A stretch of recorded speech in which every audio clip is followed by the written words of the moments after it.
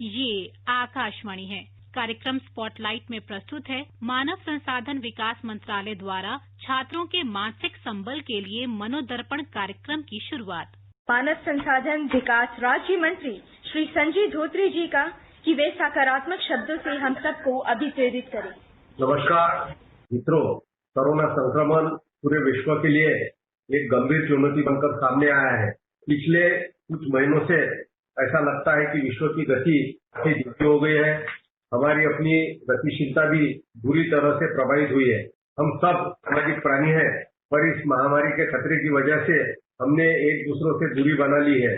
काफी लोग, विशेषकर बच्चे, अपने अपने घरों तक ही सीमित हो गए हैं। वायरस से बचाव के लिए बनाई गई शारीरिक दूरी हमारे बीच सामाजिक दूरियां और अकेलेपन ना ले आए, इसको लेकर भी हमें सचेत रहना होगा। अचानक से हमारे जीवन में आए बदलाव ने और हमें मानसिक रूप से काफी प्रभावित किया है। विशेष रूप से संवेदनशील आयु के वे बच्चे जिनमें अभी तक तनाव से जूझने के लिए सामाजिक भावनात्मक कौशल विकसित नहीं हुआ है, इस वातावरण से काफी प्रभावित हुए हैं। इससे शिक्षकों सहित अभिभावकों और देखभाल करने वाले व्यक्तियों पर भी नया तनाव बन गया है, जिसके फलस्वरूप वे पर्याप्त सहायता प्रदान करने और अपने बच्चों के साथ सकारात्मक रूप से जुड़े रहने में अपने आप को असमर्थ पाते हैं। चारों तरफ एक नकारात्मकता का माहौल है। ऐसे में हम लोगों को समाज में परस्पर सहयोग के सिद्धांत की मौलिकता को बहुत संवेदनशीलता के साथ समझना होगा। इस परस्पर सहयोग की जरूरत हमेशा से मानव समाज को रही है, पर अब इस आपदा की स्थिति में परस्पर सहयोग ये अत्यंत आवश्यक है। हम एक दूसरे के साथ हमें संपर्क बनाए रखना होगा। इसमें हमें टेक्नोलॉजी के भी संतुलित व उचित उपयोग करना होगा। मानसिक स्वास्थ्य का एक समाज और उसके सदस्यों के कल्याण और उनकी उत्पादकता के साथ पारस्परिक संबंध है। यह व्यक्ति के कल्याण और सुचारू कामकाज के लिए आवश्यक है। हालांकि हमारे देश में लॉकडाउन में धीरे धीरे छूट दी जा रही है, पर स्कूल व कॉलेज अभी भी संक्रमण से बचाव को ध्यान में रखकर बंद रखे गए हैं। इन परिस्थितियों में मानव संसाधन विकास मंत्रालय को विभिन्न माध्यमों से कई सुझाव प्राप्त हुए हैं। यह तमाम सुझाव तनाव की इन परिस्थितियों में सरकार से योजनाबद्ध तरीके से मानसिक तनाव, उससे उत्पन्न स्थिति से उबरने के लिए उपाय किए जाने का अनुरोध करते हैं। छात्रों के मानसिक कल्याण के महत्व को ध्यान में रखते हुए मानव संसाधन विकास मंत्रालय में हमारे मार्गदर्शक माननीय डॉक्टर निशंक जी ने इस मुद्दे पर विचार करने और मानसिक स्वास्थ्य की समस्या के समाधान के लिए एक विशेषज्ञों का एक कार्यदल गठित करने का निर्णय लिया। यह इसी प्रयास का फल है। विविध पृष्ठभूमियों और महत्वाकांक्षियों के छात्रों की बढ़ती हुई जरूरतों और सरकारों के लिए छात्र के मानसिक व भावनात्मक स्वास्थ्य के लिए काउंसिलिंग सेवा के रूप में एक समग्र और व्यापक मार्गदर्शन प्रणाली का होना जरूरी हो गया है। इस मंत्रालय द्वारा की गई मनोदर्पण पहल हमारे छात्रों के मानसिक स्वास्थ्य और कल्याण को सुनिश्चित करने की दिशा में एक बड़ा कदम है।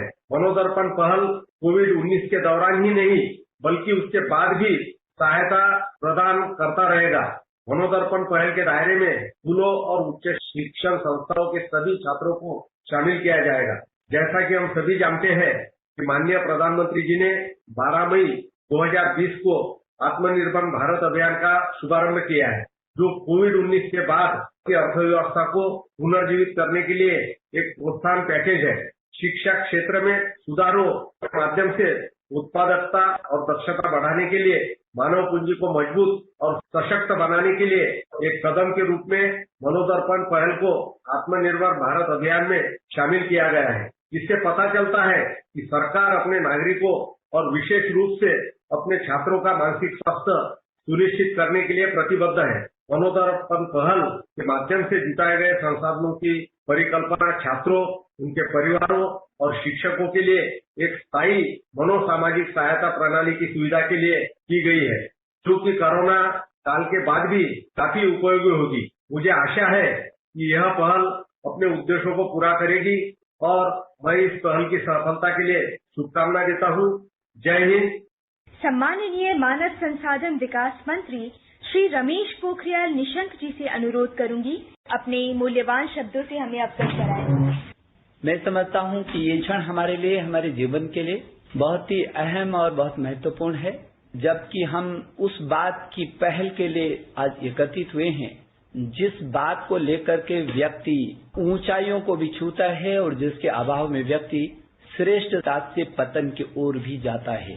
ये वो क्षण है, वो स्थिति है जब किसी भी व्यक्ति के जीवन में, किसी भी छात्र के जीवन में, किसी भी सामाजिक हो, राजनीतिक हो, प्रशासनिक हो, किसी भी क्षेत्र में रहने वाले व्यक्ति जो काम कर रहा होता है, उसके जीवन के अवसाद के कोई न कोई ऐसे क्षण आते हैं जब वो उसको परेशान करते हैं और उन क्षणों में यदि वो अपने को संभाल पाता है तो समय संभल जाता है और उन क्षणों को पकड़ नहीं पाता है तो वही क्षण उसके अवसाद का शिकार बन करके उसकी मौत तक का रास्ता भी उसके सामने ला करके खड़ा कर देते हैं। ऐसी स्थिति में बहुत जरूरी है, मैं WHO की एक रिपोर्ट को देख रहा था जिसमें उन्होंने कहा है कि पूरे विश्व भर में 264 मिलियन से भी अधिक लोग अवसाद से पीड़ित होते हैं और एक सूचना के अनुसार प्रतिवर्ष 8 लाख से भी अधिक लोग इसके शिकार हो जाते हैं। और मुझे लगता है कि इसमें भी जो आयु है वो 15 से 29 वर्ष की आयु पर ज्यादा प्रभाव इसका पड़ता है। और इसलिए मेरे प्रिय छात्र छात्राओं, वैसे तो ये सारी दुनिया की स्थिति है, लेकिन हम एक ऐसे विकट स्थिति से होकर के इस बीच गुजर रही है, न केवल हम बल्कि पूरी दुनिया। जब कोरोना का महासंकट आया है और उस महासंकट के दौर से गुजरती पूरी दुनिया कहीं न कहीं किसी न किसी परिस्थिति को झेल रही है और ऐसे में स्वाभाविक है कि ये जो दबाव है, ये तनाव है, ये जो वातावरण है, ये मनुष्य को परेशान करने के लिए इस समय उपस्थित हुआ है और इसलिए इसके सामने चुनौती के रूप में हमको इसको स्वीकार करना है। जब जब भी जीवन के अंदर कोई संकट आता है, परेशानी आती है, तो आदमी खड़ा होता है और उस परेशानी का मुकाबला करता है। यदि उस परेशानी का मुकाबला कर दिया तो वो जीतता है, लेकिन परेशानी का मुकाबला नहीं कर पाया या परिस्थितियों के गुलाम बन गया तो परिस्थितियां उसको किसी भी दूर तक ऐसे थपेड़ों से ऐसी परिस्थिति में पहुंचा देती हैं जब उसका जीवन और मरण का संकट होता है।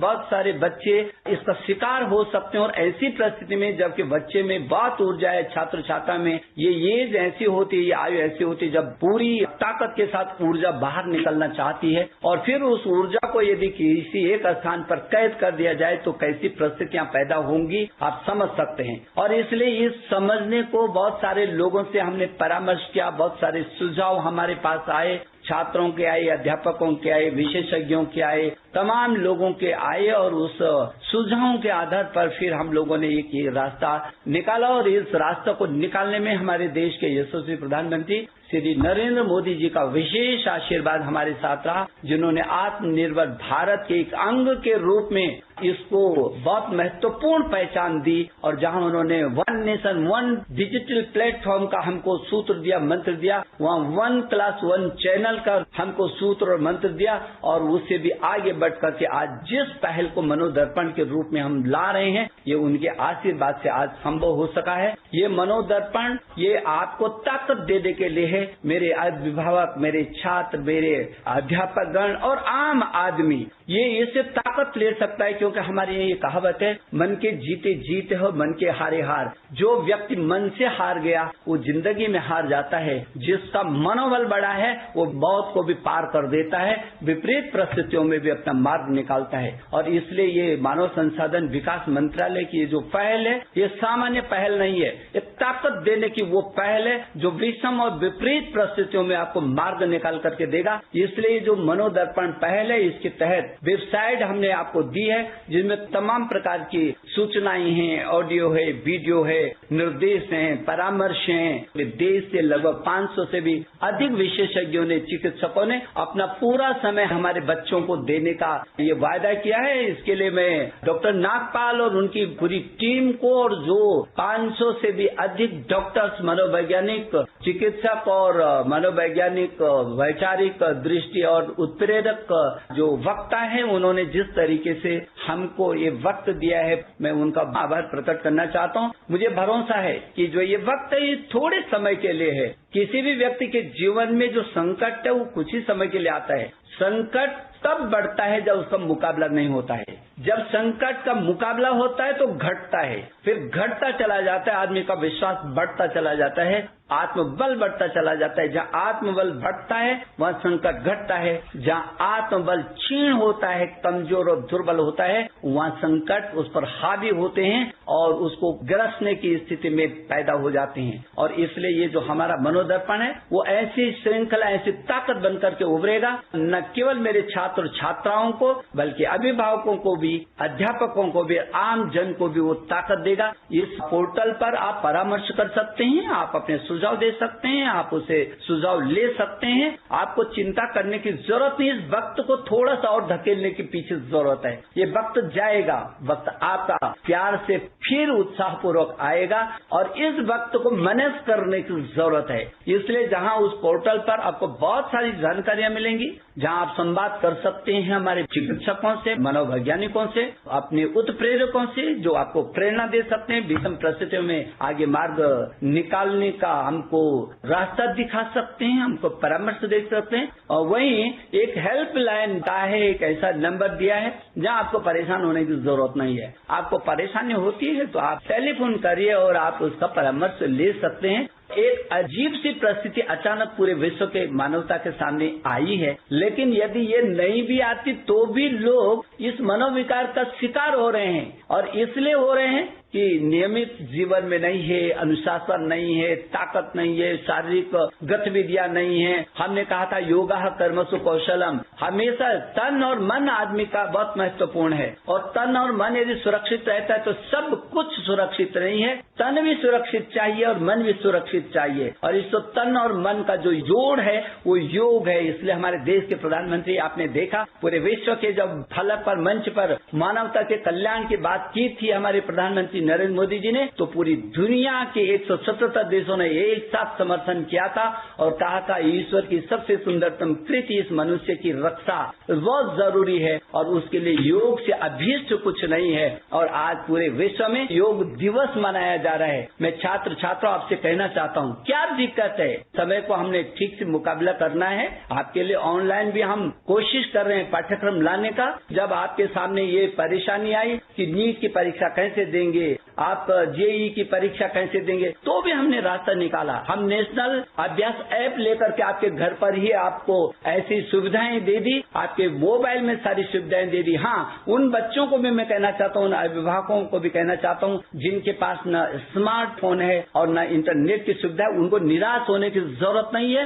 इस देश का प्रधानमंत्री आपके साथ, आपके पीछे है। मानव संसाधन विकास मंत्रालय ने उनके प्रेरणा से जो स्वयं प्रभा है, दीक्षा, ई पाठशाला से एनडीएल है, तमाम प्रकार के अभियानों को लेकर के जो स्वयं प्रभा के 32 चैनल जो डीटीएच पर होंगे, 32 चैनल जो टाटा स्काई पर होंगे, 32 चैनल जो रिलायंस पर होंगे, जो भिन्न भिन्न जो सामुदायिक रेडियो पर भी आएंगे।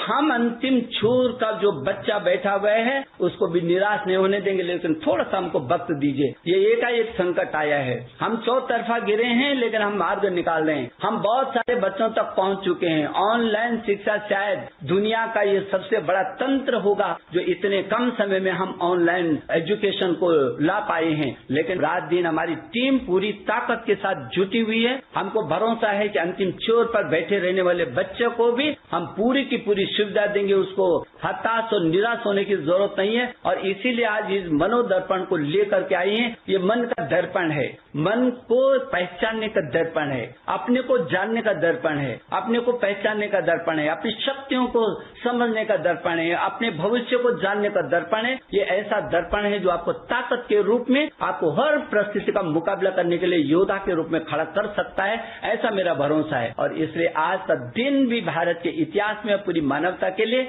बहुत महत्वपूर्ण दिन साबित होगा, जब आम आदमी का मनोबल उठाने के लिए यह अभियान के तहत मनोदर्पण काम करेगा। मेरी आप सबको शुभकामनाएं। बहुत बहुत धन्यवाद। अभी आप सुन रहे थे मानव संसाधन विकास मंत्रालय द्वारा छात्रों के मानसिक संबल के लिए मनोदर्पण कार्यक्रम की शुरुआत। ये कार्यक्रम आकाशवाणी के समाचार सेवा प्रभाग द्वारा प्रस्तुत किया गया। इसे आप हमारे mobile app news on AIR पर भी सुन सकते हैं। इस कार्यक्रम के संबंध में अपनी प्रतिक्रिया आप हमें ईमेल कर सकते हैं। पता है AIRNSDtalks@gmail.com। ये कार्यक्रम फिर से सुनने के लिए लॉग ऑन करें हमारी वेबसाइट newsonair.com।